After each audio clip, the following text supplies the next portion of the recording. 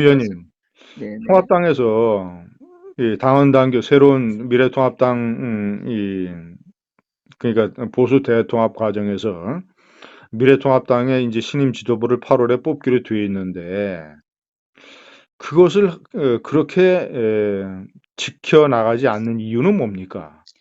저는 그 이유에 대해서 잘 모르겠습니다. 아니 아실 거 아니에요. 왜? 8월 달 전당대회를 해서 뽑을 새로운 당대표나 지도부감이 없는 거예요? 그러지는 않을 것 같고요. 그 부분에 대해서는 그 그래서 지금 많은 당원들이 예. 사실은 비판을 하고 있는 거고요. 많은 당원들이 지금 새 지도부를 정상적으로 뽑기를 지금 바라고 있는 것입니다. 그 심재철 권한대행이 현역 의원들과 그리고 당선인들 상대로 여론조사를 해서 김동인 비대위원장 체제가 더 많은 찬성을 받았다고 해서 밀고 나가는 거 아닙니까? 그런데 그런데 현역 의원과 당선인들의 여론조사라고 하는 거는 당원 당규에 없는 절차잖아요. 네네, 그렇습니다. 예. 근데 없는 절차를 이용을 해서 비대위 체제로 가고 8월 전당대회는 무기 연기하는 것. 이거는 아니 그러니까 그 필요한 것, 안 필요한 것을 떠나서 당헌 당규에 맞지 않는 거 아닙니까? 저는 어쨌든 전국 위원회를 열어서 절차를 밟는다고 하니까 전국위원회에서 이제 그 부분이 이제 논의가 어, 어, 될, 될 예정입니다만은 아, 근데 조 의원님, 그 2월 달 전국위원회도 그렇습니다. 2월 달에 미래통합당이 창당됐는데 창단된 지 2개월 만에 전국위원회를 열어서 또 당헌 당규를 바꾸고 중요한 지도 체제를 결정하는 문제를 선거에서 한번 패배했다고 해서 이렇게 편의적으로 왔다 갔다 해도 되는 거예요, 공당이? 저는 그 부분에 대해서도 상당히 좀 유감스럽다 생각을 하고 있습니다. 그래서 제가 반대를 하고 있는 입장이고요. 어쨌든 어떤 분이 비대위를 맡던 직무대행을 맡던 저는 민주적인 방식에 의해서 또 절차를 또 무시하지 않는 그 범위 내에서 당이 운영되기를 바라고 있습니다. 아니, 그러니까 8월 달에 조기 전당대회를 해서 누가 출마를 하든 예를 들어서 조 의원님을 포함한 뭐 현역 당선인 중에서 뜻이 있는 사람들도 출마하고 비록 낙선했지만 당대표가 되겠다고 하는 사람 뭐 예를 들어서 오세훈, 나경원, 김진태, 이현주 이런 어떤 그 상당히 큰 뜻을 품고 있는 것으로 보이는 사람들 또 제3의 부류 그렇지 않은 또 세3의 또 새로운 정치 신인이라든가 아니면 당내에 있으면서 지금까지 알려지지 않았던 사람 이런 사람이 내가 당의 지도부를 한번 해보겠다라고 해서 8월 달에 출마를 해서 절차에 따라서 당원과 국민의 선택을 받아서 새로운 지도부를 뽑으면 되잖아요. 네, 네, 그렇습니다. 아니 근데 신재철 권한대행이라든가 여론조사 결과 비대위 체제로 가야 된다고 찬성한 사람들의 이유는 뭡니까? 그 사람들은. 저도 그 이유를 잘 모르겠고요. 그분들 또 나름대로 이유가 있겠지만 어쨌든 정상적으로 우리가 통합을 할 때 만들어 놓은 당연당규, 즉 8월 말에 8월 달에 전당대회를 치르기로 했으면은 그 원칙대로 가면 되는데 지금은 다소 무리하게 비대위 체제, 또 이것도 보면은 이 기한과 권한이 불확실한 이 비대위 체제를 가져가겠다는 것은 저는 도저히 납득하기가 어렵다는 말씀드립니다. 예, 아니 기한과 권한은 제2의 문제고 원칙적으로 근데 김종인 비대위 체제를 찬성하는 사람들 중에는 현재 당을 기억하고 혁신안을 낼 만한 능력을 가진 사람이 김종인 박사밖에 없다. 이런 의견을 얘기하는 사람도 있는데 통합당 내에는 진짜 그렇게 인물이 없는 거예요? 아닙니다. 저는 개인적으로 뭐 훌륭하신 분들이 많이 계신다고 보고 있고요. 이러한 부분에 대해서 우리 당이 스스로 강해져야 되고 또 스스로 답을 찾을 수 있는 능력을 갖춰야 된다. 그런 입장입니다. 따라서 저는 내부의 혁신은 우리 스스로가 만들어내어서 강해지도록 하는 것이 저는 바람직하다. 그런 얘기를 수차 드렸습니다. 나는 예를 들어서 조 의원님은 지난번에 일반 최고위원에 출마해서 1등 했잖아요.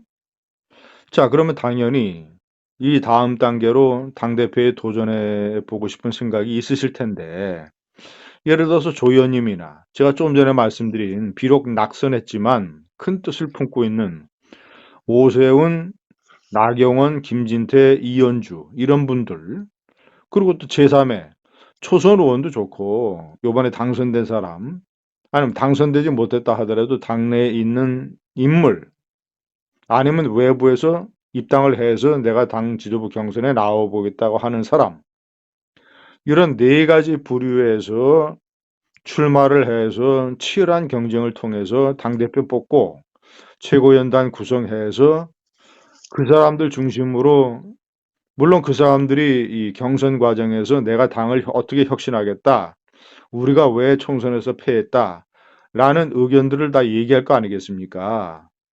그러면 검증을 받아서 당원과 국민이 선택한 새 지도부가 그 내용을 바탕으로 해서 당을 혁신하면 되잖아요. 네, 그런 부분에 대해서 지금 그 어, 현재 지도부가 뭐 저도 지도부의 한 사람입니다만 저를 제외한 나머지 분들이 좀 그런 자신감들이 좀 없는 것 같고요. 또 일부 당 내에서도 우리 당에 대한 그 어떤 좀 자신감이 좀 많이 위축된 분들이 아닌가 이런 생각이고요. 어쨌든 저는 어느 분이 뭐 당의 얼굴이 되냐 이런 것들이 또 중요하긴 하지만 저는 원칙적으로 말씀드렸던 대로 어떤 그 당연 당규를 좀 지켜나가면서 좀 우리 당이 좀 스스로 일어서는 그런 모습을 보여야 된다 하는 그런 입장입니다. 그래서 우리 330만 명 정도 되는 당원들께서 얼마든지 해낼 수도 있는 그런 자신감을 가졌으면 좋겠다는 말씀을 아니, 드립니다. 글쎄요. 그러니까 조 의원님, 제가 계산을 해보면 지난 총선 때 지역구 투표에서 이 좌파 연합이 53%를 차지하고 통합당이 거의 이제 42%, 41.5 플러스 기타 군소정당 합치면 우파 연합이 42%를 차지해서 코로나나 또는 통합당의 공천 파동에도 불구하고 42%나 지지율을 얻었단 말입니다. 그런데 조금 전에 말씀하신 것처럼 지도부의 이 일부 인사들이 패배 의식에 사로잡히고 어떤 혁신에 대한 자신감이 결여돼 있다라는 게 저는 이해가 안 돼요. 저는 이해가 안 됩니다. 42%나 얻었고 지난 선거는 코로나라는 이 불운이 있었고 또 공천 파동이라고 하는 잘못이 있었고, 그런데 그럼에도 불구하고 42%를 얻었으면 새로운 지도부를 빨리 구성을 해서 혁신을 하면 되는 거를, 그러면 자신감이 없는 사람들은 제가 조금 전에 거론한 예를 들자면 조경태, 오세훈, 나경원, 이현주, 김진태 또는 기타 등등 이런 사람들이 그런 혁신을 추진할 리더십이 없다라고 그 사람들은 생각을 하는 겁니까? 저는 뭐 어쨌든 그분들이 또 나름대로 뭐 판단하고 생각할 수도 있겠지만 뭐 지금 말씀 주신 대로 우리 당 내부에서도 얼마든지 새로운 인물이 나와서 당을 재건하고 또 당을 또 수권 정당으로 발전할 수 있도록 할 수 있는 역량들이 충분히 갖추고 있다고 생각합니다. 자, 만약에 조 의원님께서 만약에 당대표 경선에 출마하신다면 지난번 총선에 우리가 왜 졌고 그리고 앞으로 당을 어떻게 혁신해야 된다라는 두 가지 면에서 어떤 생각을 말씀할 수 있을까요? 저는 우리 당이 그 중앙에서는 저는 실패했고 또 지역에서는 또 일정한 성공을 또 이룬 지역도 있다는 걸 말씀드리고요. 아, 예를 들면 이렇습니다. 부산 같은 경우에는 더불어민주당이 6석이었는데 예. 이번 총선 과정을 통해서 3석을 더 빼앗아 왔거든요. 그렇죠. 예. 그래서 부산은 20대 총선에 비해서는 저는 승리했다고 봅니다. 내용적으로 네. 봤을 때. 제가 부산 그 선대위원장을 맡아서 선거를 치렀습니다만은 그럼 부산은 어떻게 해서 성공을 했는지에 대한 것을 중앙에서 잘 이해를 해야 되는데 도저히 배울 생각을 안 하는 것 같아요. 그래서 아, 중앙은 실패했지만 저는 부산만 놓고 봤을 때는 부산은 저는 성공했다. 저는 이렇게 봅니다. 중앙에서 실패한 이유는 뭐라고 생각하십니까? 저는 중앙에서 실패한 이유는 크게 봤을 때 두 가지라고 생각합니다. 하나는 교만했다. 그러니까 겸손하지 못한 거지요. 또 하나는 뚜렷한 선거 전략이 정책에 대한 비전을 제시하지 못했다. 그런 부분에서 유권자들이 왜 미래통합당에 표를 줘야 될지에 대해서 명확한 그 부분이 좀 부족했다 이런 생각을 합니다. 교만했다라는 것은 공천 파동도 들어가나요? 그렇습니다. 그 아, 교만했다는 것은 그 겸손하지 못했다는 것은 공천을 사실 엉망을 하지 않았습니까? 예, 예, 예. 이런 부분은 바로 교만에서 나오는 거고요. 그리고 부산 같은 경우에는 저희가 그 처음 후보자들과의 만남에서 부산은 겸손과 통합 두 가지로 해서 우리가 선거를 치르겠습니다 하고 이야기를 했습니다. 아, 거기에다가 덧붙여서 부산이 해양 수도지 않습니까? 예. 따라서 해양특별시 법을 통과시켜서 부산을 해양 수도, 해양 도시로, 국제 도시로 키워 나가는데 미래통합당이 앞장서겠습니다라는 확실한 비전을 제시했습니다. 아, 근데 그 김종인 총괄 그 선대위원장 체제에서의 중앙당은 우리 이 국민들이 봤을 때 문재인 정권에 대한 경제 실정에 대해서는 많은 비판을 했지만 국민들이 봤을 때 미래통합당의 어떤 그 정책적인 또는 공약이 무엇인지를 잘 모릅니다. 혹시 아, 사회자님께서도 알고 계시는지 모르겠습니다만은 예, 이러한 부분에 대해서 저는 확실한 비전 제시가 저는 제대로 하지 못한 부분이 있고요. 또한 아, 겸손하지 못했던 부분은 여러 가지에서 드러나고 있습니다. 그 말 실수라든지 또한 그 지금 말씀드렸던 하셨던 그 공천 파동의 문제라든지 이러한 부분들에 대해서 우리 당이 좀 더 변화하고 반성해야 된다 이런 생각입니다. 자, 그리고 앞으로 당을 어떻게 혁신해야 된다라는 그 부분은 어떻게 말씀하시겠습니까? 저는 우리 당이 저는 뭐 어느 세대를 떠나서 저한테 주문하시는 거 보면은 젊어져야 된다. 젊은 정당으로 가야 되고 또한 그 어떤 반대를 위한 반대 정당으로 가서는 안 된다. 그리고 반드시 대안을 제시하고 또 국민들한테 수권 정당의 그 모습, 좀 부드러우면서도 또 그 미래통합당이 집권을 하게 되면은 우리 국민들을 보다 더 행복하게 해질 수가 있구나 하는 그 믿음을 줄 수 있는 그런 정당이 되어야 됩니다. 저는 그 좋은 정치라는 것이 멀리 있는 것이 아니라고 생각합니다.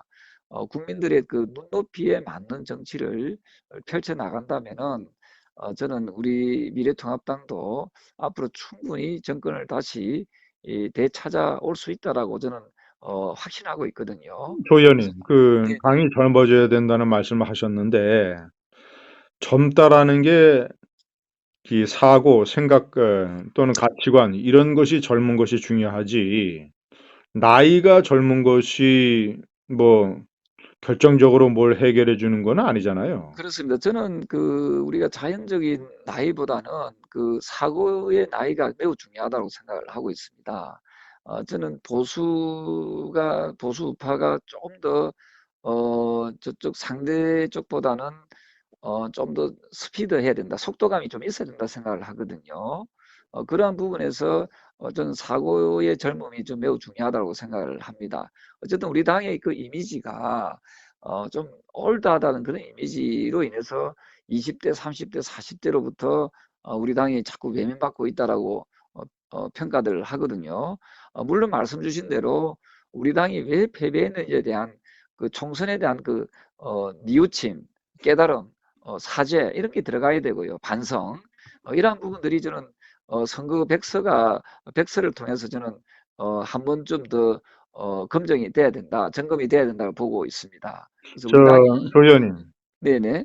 김종인 전 민주당 대표가 조선일보와의 인터뷰에서 40대 경제 대통령론을 얘기하고, 그리고 또 총선 패배 이후에 통합당의 40대 출마자들 또는 40대 또는 이 선대위에 관계했던 사람들, 이런 사람들이 언론 인터뷰에서 지나치게 통합당을 매도하고 자유민주주의 세력의 어떤 이 투쟁의 가치라든가 이런 것들에 대해서 부정적으로 얘기를 하고, 그래서 이 정통 보수 세력 내에서는 40대에 대한 회의와 불만과 불안이 상당히 팽배해 있는 것이 사실입니다.